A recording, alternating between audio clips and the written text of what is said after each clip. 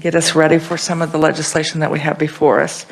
We will start with any bill introductions and call on Senator Longbine. I'm sorry I made you wait. Senator, thank you for being with us. It's not a problem. Thank you, Madam Chair. I'm here today to request RS 2533. It is a bill that would make adjustments to the equalization of federal impact aid. Committee, do you have any questions for the senator? Is there any opposition? Seeing none, all those in favor say aye. Aye. Thank you very much. Thank you, Madam Chair. I would like to thank Tamara for her work on this. When you get into the deeps of school finance, I get lost pretty quick, and she made it pretty easy. Thank you. Thank you. And we will certainly let you know when that will be scheduled for a hearing, so you can help us with those folks that we know we want to have here to testify. Thank you. Are there any other introductions of new pieces of legislation? I am seeing none. So we will go ahead and move to what we have set for us, and that is a presentation by the Department of Education with regard to where we are as far as school attendance, as far as enrollment, and some of the other documents that you did prepare for us. So thank you, Craig, for being with us today.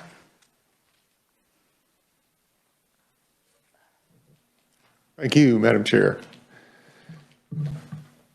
And thank you, committee. Glad to be with you today. Is that better? And I am going to say, I believe that our vice chair is watching or participating virtually. And I think, okay, so we have two senators. All right, so we also have Senator Straub that's participating virtually. Three, who else? And okay, Senator O'Shea. So if any of you have questions at any time, please speak up so that we can get those addressed. So now, Craig, go ahead and get us. All right, thank you.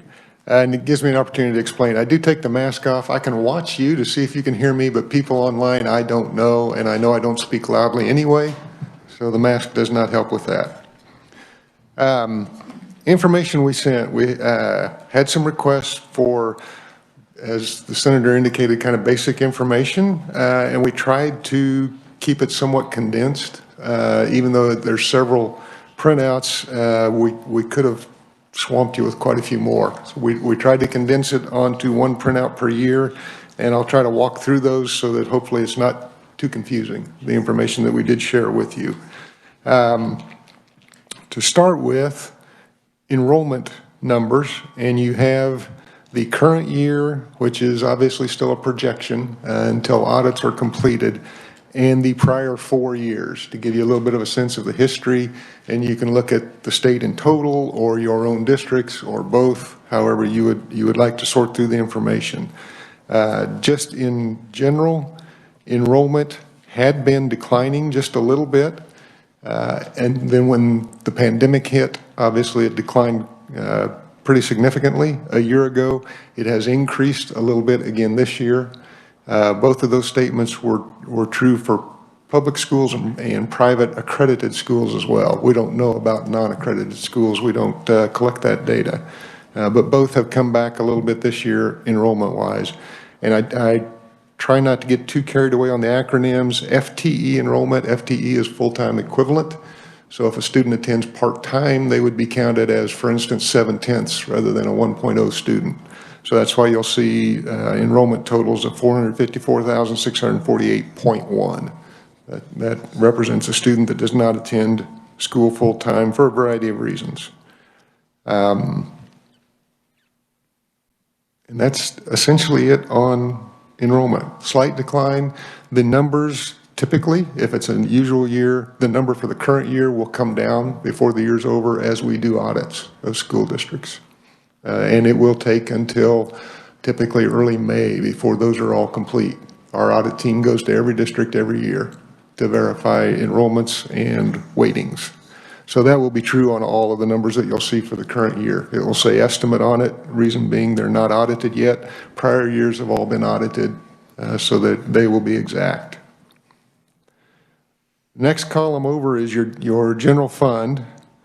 excluding special ed. Special education state aid is deposited into the general fund, but then transferred to the special ed account. That requirement was put in place a number of years ago by the legislature. But that is money that goes directly for special education. So we usually talk about the general fund excluding that number. And you can see what's happened over the years in that fund that has increased significantly. And that's tied in large part to the base, which you see listed on each of the sheets. But just for reference purposes, the cover sheet lists each year what the base is and how that has increased.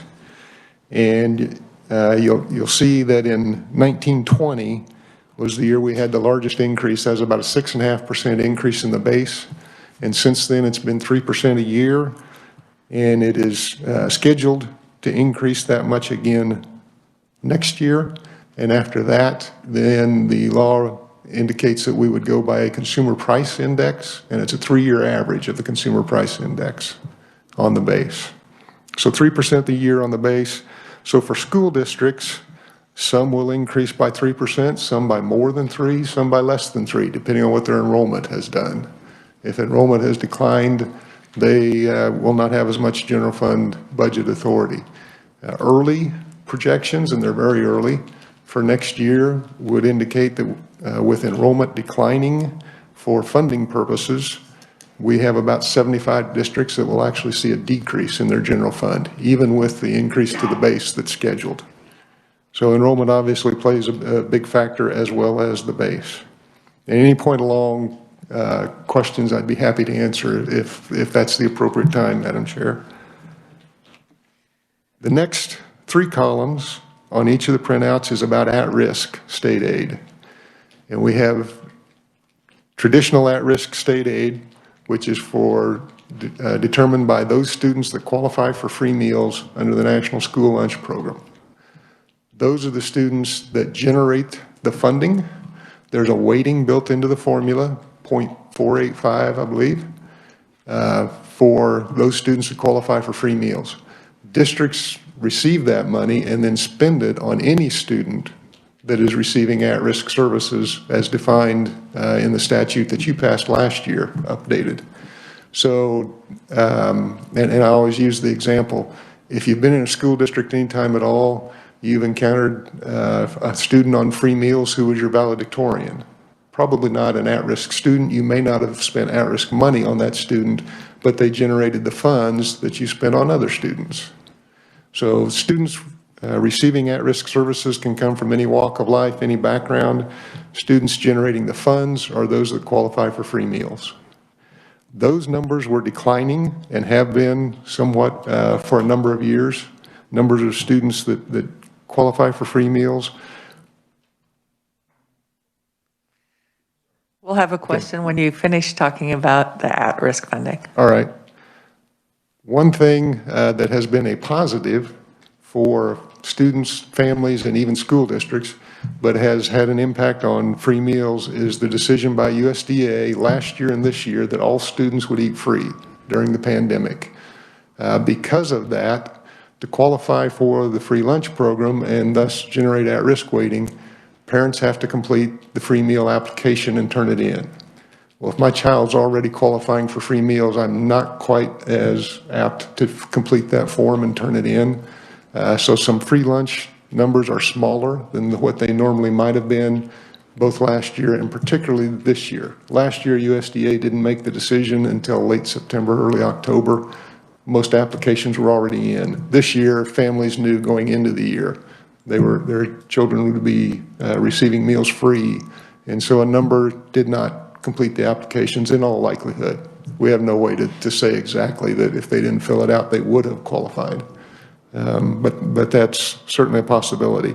But setting that aside, free lunch numbers were still declining slightly in prior years. You can see that if you track the printouts across there.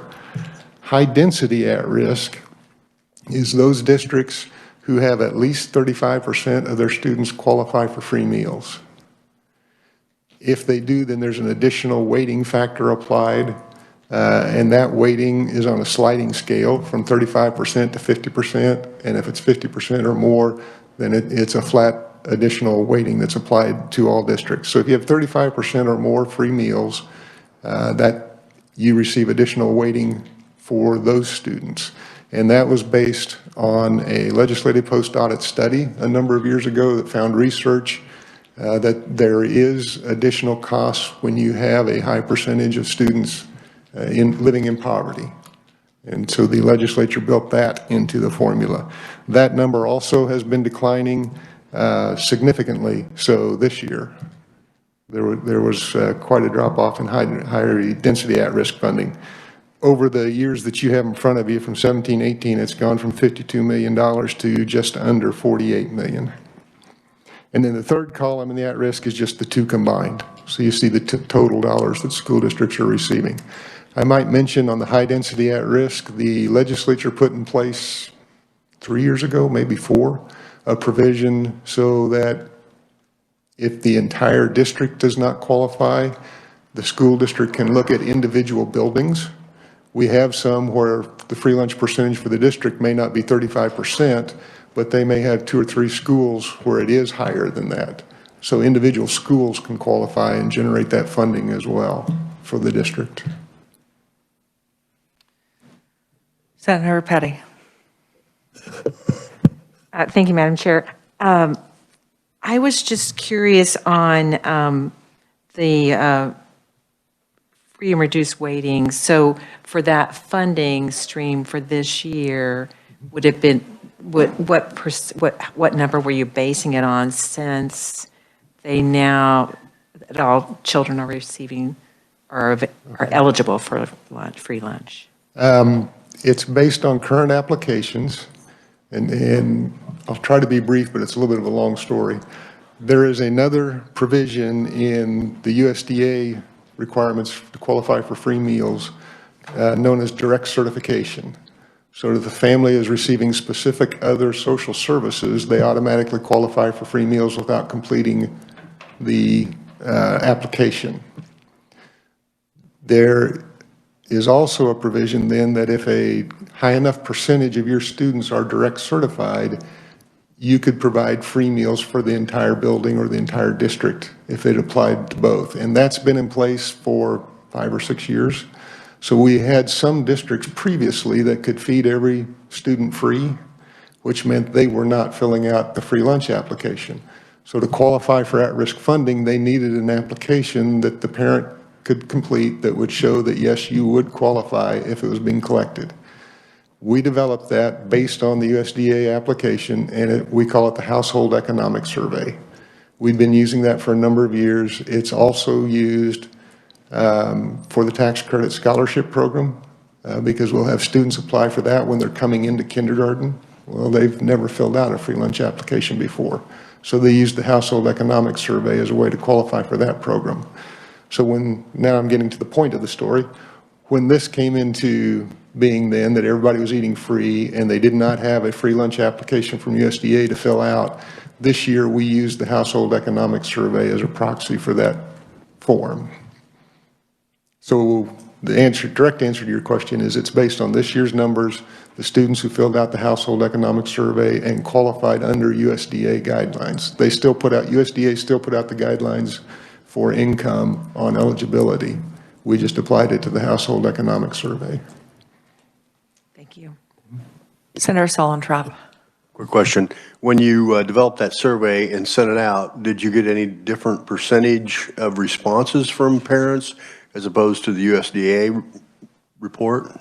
Typically, it's lower, but I think that has more to do with the fact that my student already qualifies for free meals, so I'm not going to fill out the survey. In prior years, I shouldn't say, I don't know how it has compared in prior years with the USDA survey. Thank you. Thank you, Madam Chair. Thank you. For those that are listening virtually, did you have any questions?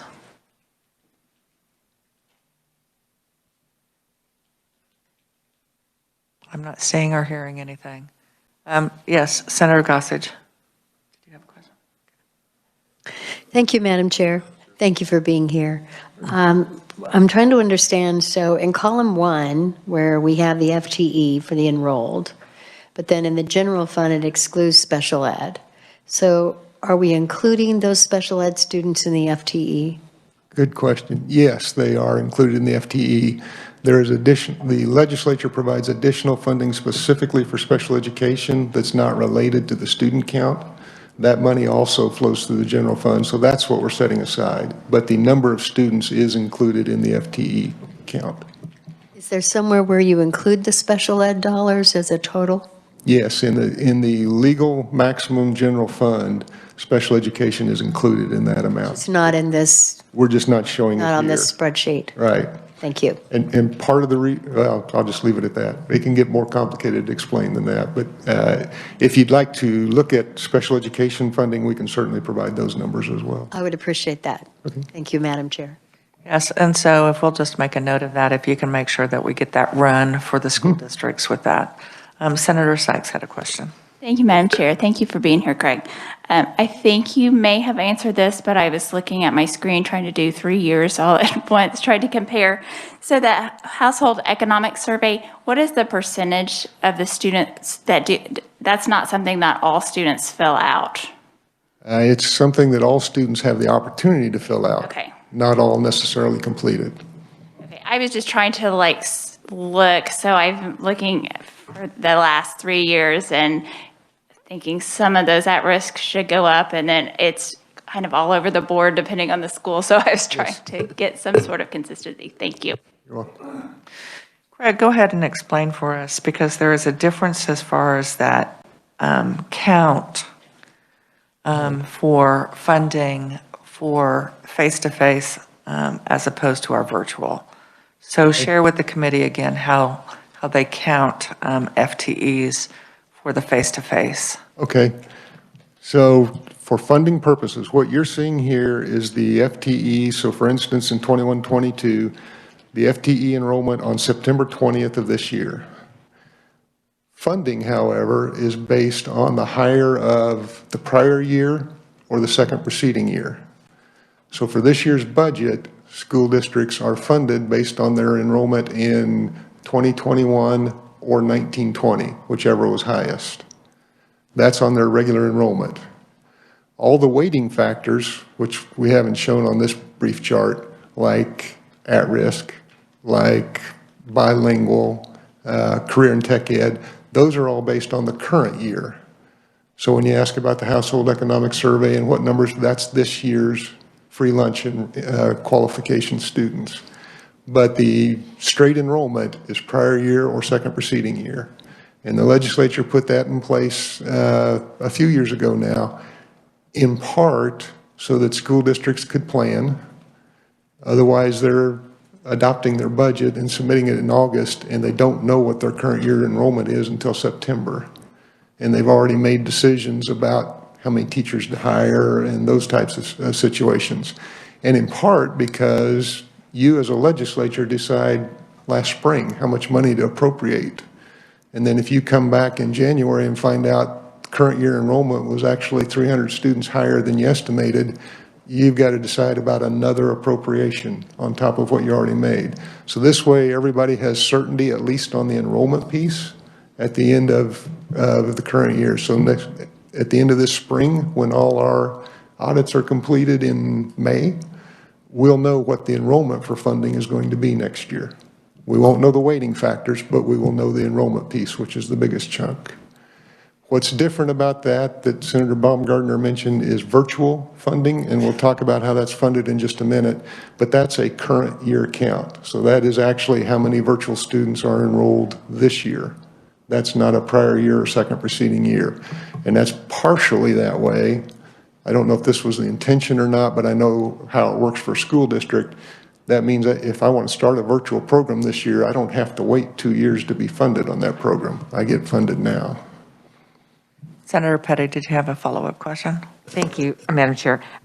So using the information that you just provided for us, when you earlier said about the 75 districts that will see a decrease in their funds next year, so that with that in mind, those is that based on because they've already had a declining enrollment this year, and so then you're projecting that that, so that will impact, that will be the figure, one of the, because you said, based on prior year, a second preceding year. Yes, that means, and that's still an estimated number because this year's enrollment, which next year will be the prior year, has not been audited yet. So that's still an estimate. Plus, obviously, we can't tell what their weightings will be next year. So that's just that, but that is a reasonably accurate ballpark of the number of districts. Senator Dietrich. Thank you, Madam Chair. And Craig, thank you for being here. On the cover sheet, there is a different dollar amount associated with the virtual aid per student. That's Can correct. you cover that just very briefly one more time? So virtual funding works differently, and that's why the enrollment is set aside. So the FTE numbers that you see in column 1 do not include virtual students. They're over in column 6, and I'll talk a little bit about how we get that virtual FTE after we go through the funding. And the funding for virtual students depends on how they're enrolled. If they are enrolled full-time as a virtual student, the funding is $5,000. If they're enrolled part-time, the funding is $1,700 per FTE. So if you're a half-time virtual student, you get half of $1,700, $850 for the district. If that makes sense. And then for those students that are age 20 or over, adult students essentially, taking virtual programs, the funding is $709 per credit hour, and there's a maximum of 6 credit hours funded for any one student in a given year. And those numbers have changed over the years, so that's why we tacked on your cover sheet. The $5,000 full-time FTE has been in place since 2015-16.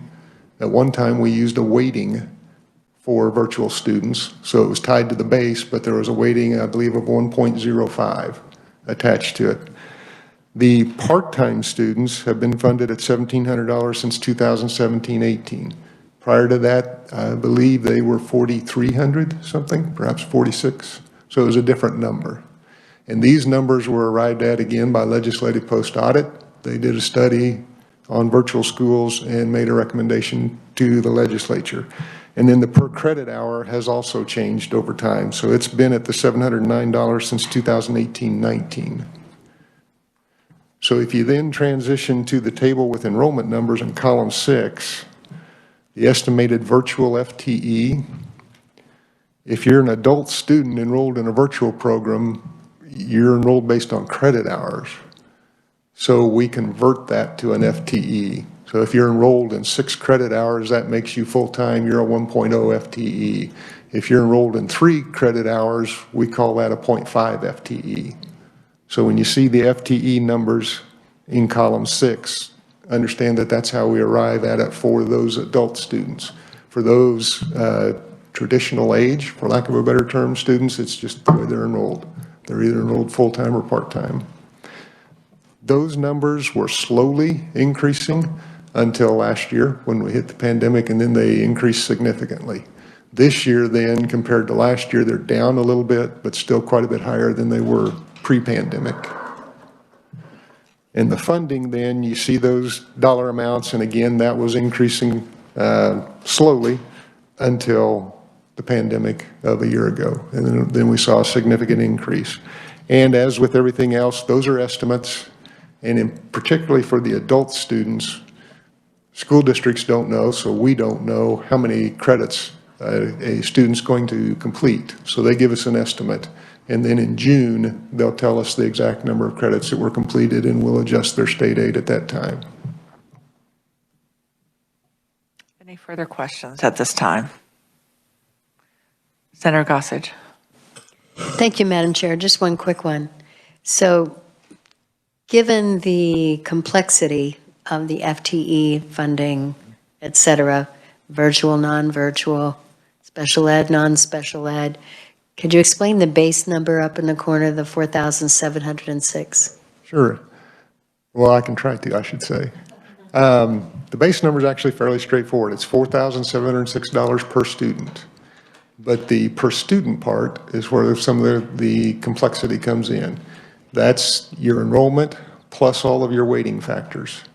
So you have your enrollment that's based on the higher of the prior year or the second preceding year. You have weighting factors for the number of at-risk students, the number of bilingual, the number enrolled in an approved career tech ed program, and so forth. So all the weighting factors are added up, along with low and high enrollment weighting and your enrollment. That total then is multiplied by that $4,706, and that's what tells us what your legal max general fund budget is in the school district. And I understand, that makes sense, but I'm not understanding where the 4,706 came from. I realize it's used as a multiplier. From where does that number come? The legislature set that number in consultation, is that the right word, with the Supreme Court in the Gannon case. I don't think that's the word. I don't think that is a synonym, but we'll go with that. And each of those numbers that you see on that page, going back to 4006, came out of the Gannon case, and the agreement that next year would be 4846 was a part of the plan that the legislature passed to resolve that case, along with the following year when we would switch to the consumer price index.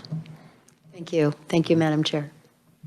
Thank you. Again, I'll ask, are any of our committee members that are virtual, do you have any questions?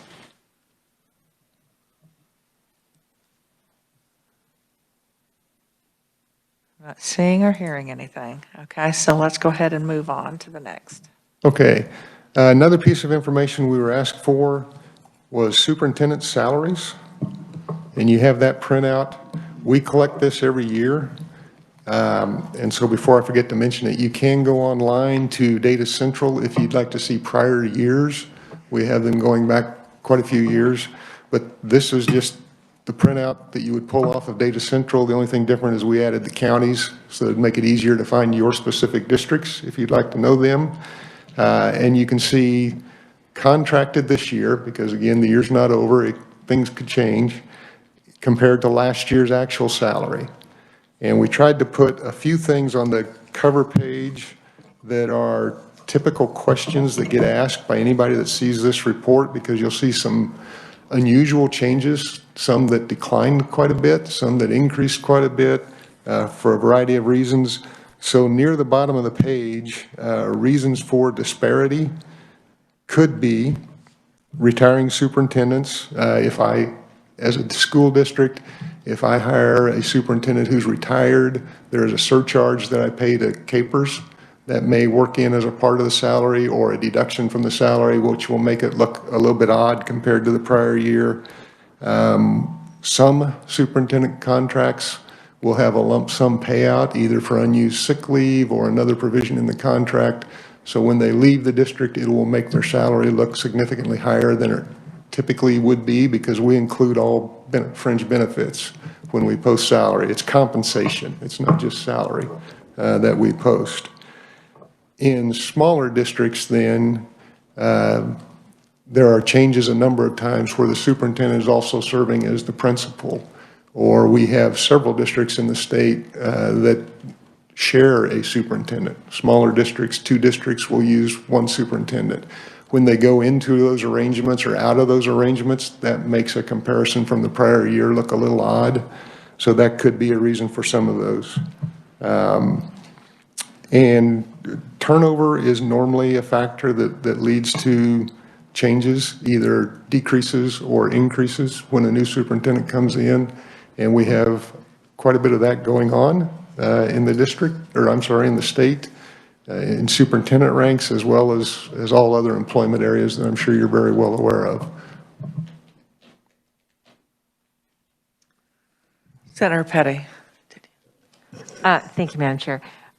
Craig, on the piece concerning, so I just want it to be clear, when you talked about CAPERS, it's not specific just to superintendents. If it's anybody who's a retired CAPER employees and is rehired by our school district, then they're treated in a certain manner. That's correct. Thank you. That's absolutely correct. Any CAPERS employer, school district or otherwise, if they return to work in a CAPERS covered position, there is a surcharge that they pay, that the employer pays or the employee pays, and that's worked out contractually between the two. And just curious, I think this still is in play, but if a district contracts with a superintendent, as instead of hiring them as a in-house employee, is it different? I'm not sure how you would contract with one without having them be your in-house employee. We do have a few smaller districts who hire a superintendent on a part-time contract, for instance, rather than having them be both superintendent and principal. They might have a full-time principal and a part-time superintendent. Then would it be different? The Capers issue wouldn't comply, or they wouldn't have to comply with that? If they would still have to comply with that, and I'm out of my league here now on Capers requirements, but there are a certain number of hours that kicks in, you're automatically in a Capers covered position. Senator Suellentrop? Thank you. Do you collect anything on teacher salary? We do. It's a little different because for teachers, it's the average salary for the district, which in a sense it is for superintendents too, but there's only one of them, so. You don't break it down 0 to 5, 6 to 10, 11 to 15? We do not. Et cetera? No, Do you collect anything on teacher-student ratios? yes. We have classroom, or teacher-student ratios for each district. Okay. I'd like to see some of that. Okay? I think that we have addressed the teacher-student ratio before, and let's make sure that we're really talking about the classroom instructor, not the others that are certified teachers, but let's get the classroom instructor. So I think what I'm hearing is we want that. I think it would be helpful if we had a rundown of what the starting pay. So first year bachelor's in education, what that starting pay. So that would be, unlike other areas of employment, like our corrections, if you are hired as a guard, you stay at that level unless you move to a different job. But in most of those master contracts that are negotiated, there are steps. So you'll move a step for the number of years, you'll move a different step if you get additional graduate hours or something. So let's just start at step 1, year 1. If we could get that, I think that would be helpful. Yes, Senator Suellentrop. Excuse me, along with the average salary? Absolutely. Yes. Yeah. Senator Gossage, then Senator Petty. Thank you, Madam Chair. I also think it would be helpful if we had an asterisk or something where it says salary, because it says including fringe, but I don't know what fringe means. That could include all kinds of compensation as well as health insurance, life insurance, what are we talking about exactly in fringe? I think that would be good for us to know. Okay. Thank I you. can just tell you, typically, it's health insurance. But there may be a few that have other factors in as well, so. Thank you. Are you saying that about faculty, or are you saying that about superintendents? Both. But I think superintendents is a whole lot other more than items are just more health likely for insurance. superintendents than for faculty. Yeah. Senator Petty. I was just going to say, I suspect that you probably could provide, if the committee's interested, the max that a person could, that a classroom teacher could, or a contracted teacher could receive in a school district. If we're talking about the beginning salary, you could probably provide the max that's available. Last column, last step. Is that- Yes, though I know there are some districts that have teachers that have their doctorate degree, and so that would be last step down, and then the number of years across. But I don't think so we want to know what their last step that actually has an instructor at that step, Okay. if that makes sense. Yes. Okay. I'm going to turn to my right. You're good? Did you have anything? No? Okay. Any other requests from Dr. Nunswander? Madam Chair, it's Senator Erickson. Wonderful. Thank you for joining us. Oh, thank you. Sorry, I'm not there. I do have a quick question for Craig that piggybacks on Senator Gossage. Craig, I know that there are districts that offer fringe benefits to superintendents in the form of car allowances, travel, professional memberships, cell phone services. Is there any way to track that and include that in the total compensation? We don't have ready access to that, but I can do some checking to see what we could collect on that. Thank you, Madam Chair. Thank you. And I think KASB could probably help with that as well. That could very well be. Yeah. Committee, any other questions while Craig is here? Craig, I thank you for your participation today. We look forward to the additional documents that you will provide for us. I do want the committee to take note because we did see a significant jump with regard to the number of students that are formally in virtual programs. So 2 years ago, we had 7,100 around roughly. Last year, we had 12,233, I think it was. And this year, we're looking at 11,422. Also of note is what we had heard in testimony during the interim is that even if the students are at risk, even if the students have disability, the funding stays at the $5,000 per student. It does not go above or beyond that. There are no weightings, no high density, no low density. It is just the flat 5,000, correct? That is correct. Okay, thank you very much. I am seeing no further questions from the committee, so thank you so much for being with us. Committee, I do want to remind you that tomorrow we will be hearing from Blake Flanders from the Board of Regents. He's going to give us enrollment information.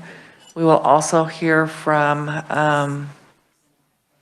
Heather Morgan will give us information on community colleges. And then we also are going to hear from the technical colleges. Now, the private, not-for-profit institutions, Matt Lindsay, who's the executive director, is unable to attend tomorrow. So he will be, I think you guys, for those of you that were on the committee the last couple of years, it seems like was difficult to make sure that everyone had enough time to speak because there were questions, and we want to have those questions, but Matt will present separately when he is able to attend with us. At this time, we're going to move to our next order of business, and that is the approval of the committee rules and guidelines. You also were provided with that memorandum that we received from the Senate President with regard to virtual testimony, written testimony, and member participation remotely. So members can participate remotely for hearings, but when we are actually working a bill or voting on a bill, they are not able to participate unless they are present. Are there any questions or comments on the guidelines or committee rules? Yes, Senator Petty. I appreciate you clarifying that about the virtual and whether it's working a bill, whether it's just a hearing or working a bill. So hearing, if someone is, like we have 2 members today that are, we have 3 members today, I guess, that are virtual, they could ask questions, they can participate today, but if we were in fact working a bill, they wouldn't, someone that was virtual would not be able to ask any questions, they would just be able to listen in. Correct, and that is based on the memorandum that we received from the Senate President. So do I have a motion to accept our committee rules? Yes, I'm sorry, Senator Solentrop. I'm sorry. I guess I wanted to get your interpretation about the Senate rule concerning participation virtually. Indicated that you had to be in the building to participate virtually. Right. What's your description of participation? Is it dialogue? Is it simply being online and viewing the committee? What is your description of participation? Well, here's the deal. Like today, we have 3 of our committee members that have logged in. So we do not see them on our screen. It's impossible for me to discern whether they are physically in the State House or not. But if they have a question, just like we had today, we will have that as we work through and have our meetings and our hearings. But if we are actually working a bill, making amendments to the bill and voting to pass it out, to participate in that manner, so to cast a vote or to make amendments, they physically need to be here. Yes. Yeah, I'll be more specific. Okay. If you're not in the building, can you get online and just view the meeting? Absolutely. Okay. And for me, like I said, it's impossible for me to discern where they physically are. So I am not going to play the referee or judge on that. Okay. But when we take action, I need to physically see you because you'll be sitting here and we'll either have a show of hand or a voice vote that I can hear. You see the beach behind you or anything, and you know. Well, and yet there are those that create those virtual backgrounds just for fun. So Senator Gossage, did you have a question? No, I would like to move that we accept these rules as submitted. Okay. So I have a motion. I also have a question. So you'll second? Okay, so now we'll move to discussion. So there's your question. Thank you, Madam Chair. Just a question, and I wasn't here yesterday, and I think you discussed some of these rules, but on virtual testimony, I know the Senate President's Office said it's up to the chair. Are you encouraging that from people who cannot be in the building and allowing that this session like we did last year? So with regard to testimony, yes. Okay. And, you know, I will never forget when we had the professor from the Center of Learning or of Reading that came from Pittsburgh State University, and he drove through a blizzard. It took him, he left at 7 in the morning, and he got here right before the committee meeting started at 1:30. I do not want anyone to risk their well-being, and likewise, if you're feeling a little punk that day, then please get online, don't physically come here. So to me, it's more important that someone can get online and share their testimony with us and we can ask them questions. That's more important to me than just saying, no, you physically have to be here for testimony. So I will continue that practice. Thank you. I appreciate that. And I think that was one of the good things that we've learned in the whole COVID experience is that it does allow people who, whether or not they can get off work, that they can still participate. So I just want to say thank you to the chair. Oh, you're welcome. I am not seeing any other questions, so we have a motion, we have a second. All those in favor, please say aye. Opposed? It does carry unanimously. Committee, I'm not seeing any further business for today, so our meeting is adjourned. Thank you.